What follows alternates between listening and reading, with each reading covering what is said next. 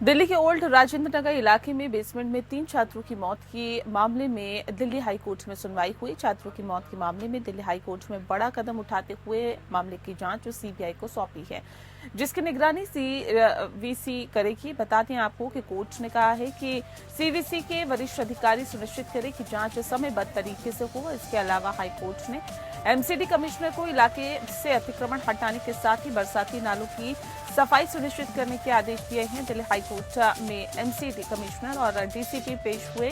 सुनवाई के दौरान एमसीडी की ओर से पेश वकील ने हाईकोर्ट को बताया है कि मामले में कार्रवाई की गई है, हमने नाले की सफाई की है। ऐसे में हाईकोर्ट ने कमिश्नर से पूछा कि क्या आपने जमीन पर किए जा रहे निरीक्षण किया है, और ऐसे में तब एमसीडी के वकील ने कहा कि राव इंस्टीट्यूट को छोड़कर बाकी सभी पर कार्रवाई हो चुकी है, जो कि दिल्ली पुलिस मामले की जांच कर रही है, फिर भी हम कार्रवाई करेंगे। हाईकोर्ट ने दिल्ली पुलिस को फटकार लगाते हुए कहा है कि इस मामले में जो लोग जिम्मेदार हैं उनके खिलाफ कार्रवाई होनी चाहिए। हमने पुलिस अधिकारी को यहाँ पर इसलिए बुलाया है कि वह बेकसूर के बजाय गुनहगारों के खिलाफ कार्रवाई करे।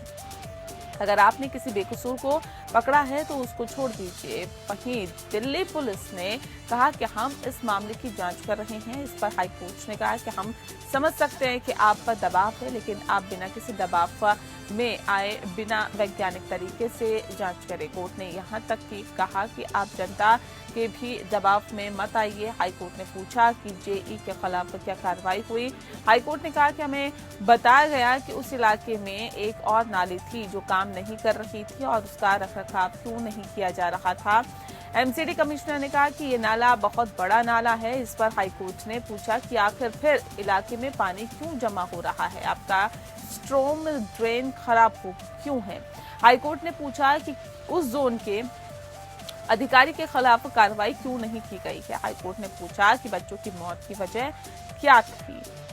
दिल्ली पुलिस ने बताया कि छात्रों की मौत डूबने की वजह से हुई है। कोर्ट ने पूछा कि हमें बताएं कि बेसमेंट में इतनी जल्दी पानी कैसे भर गया, बच्चे बाहर क्यों नहीं आ पाए, क्योंकि पानी भरने से कुछ समय तो लगा ही होगा। 1 जुलाई को जांच में क्या पता चला है और फिर 1 से 24 जुलाई के बीच क्या हुआ। हाईकोर्ट ने कहा कि हम बस ये जानना चाहते हैं कि बच्चे बाहर क्यों नहीं आ पाए। हाईकोर्ट ने कहा कि बच्चों को बेसमेंट से बाहर निकलने के लिए पर्याप्त समय मिल सकता था, फिर भी ऐसा क्या हुआ, दरवाजा बंद हो गया, हमें ये तक नहीं पता। दिल्ली पुलिस ने कोर्ट को बताया है कि 29 जुलाई को हमने एमसीडी को नोटिस देकर दस्तावेज मांगे और पूछा कि आखिर बार कब नाले की सफाई हुई थी। दिल्ली पुलिस ने कोर्ट को आश्वासन देते हुए कहा कि हम मामले की गंभीरता से जांच करेंगे और हम लोगों से पूछताछ करेंगे और उन्हें जांच के लिए बुलाएंगे।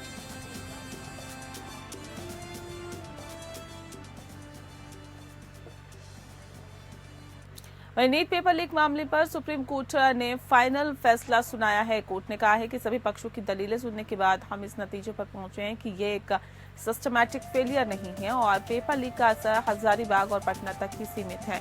हमने ढांचागत खामियों की ओर ध्यान दिया है। कोर्ट ने कहा है कि एग्जाम देने वाले कैंडिडेट की पहचान सुनिश्चित करना, पेपर लीक को रोकने के लिए स्टोरेज के लिए एसओपी तैयार करना सरकार और एनटीए की जिम्मेदारी। अगर किसी की शिकायत का निवारण सुप्रीम कोर्ट के फैसले से नहीं हुआ है तो वो हाई कोर्ट जा सकता है। हमारा निष्कर्ष है कि पेपर लीक सिस्टमैटिक नहीं है।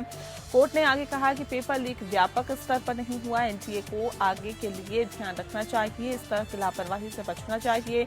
हम नीट की दोबारा परीक्षा की मांग को खारिज कर रहे हैं। सुनवाई के दौरान कोर्ट ने एनटीए को परीक्षा कराने के तौर तरीके बदलने के लिए कहा है। कोर्ट ने कहा है कि एजेंसी प्रश्न पत्र बनाने के लिए से लेकर परीक्षा खत्म होने तक कठोर जांच सुनिश्चित करे। प्रश्न पत्रों के संचालन आदि की जांच के लिए एक एसओपी बनाई जाए। पेपर को ट्रांसपोर्ट कराने के लिए खुले ई रिक्शा के बजाय रियल टाइम लॉक वाले बंद वाहनों का उपयोग किया जाना चाहिए। इसके अलावा प्राइवेसी लॉ को भी ध्यान में रखा जाए ताकि अगर कोई गड़बड़ी हो तो उसे पकड़ा जा सके। इलेक्ट्रॉनिक फिंगरप्रिंट्स के रिकॉर्डिंग, साइबर सुरक्षा की व्यवस्था रखे ताकि डेटा को सिक्योर किया जा सके।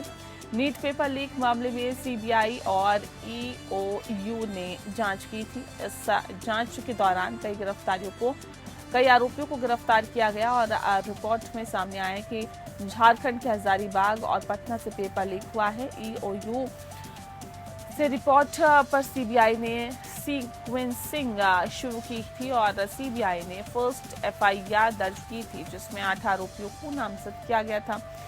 जुलाई को सुप्रीम कोर्ट ने फैसला सुनाया, नीट यूजी 2024 की परीक्षा दोबारा नहीं कराई जाएगी। Chief justice D Y Chandrachud ने कहा कि दोनों पक्षों को सुनकर साफ होता है कि परीक्षा की शुचिता भंग नहीं हुई है, इसीलिए दोबारा परीक्षा कराए जाने की जरूरत नहीं है। पेपर लीक और अन्य गड़बड़ियों के आधार पर दोबारा परीक्षा कराने की याचिका खारिज कर दी गई।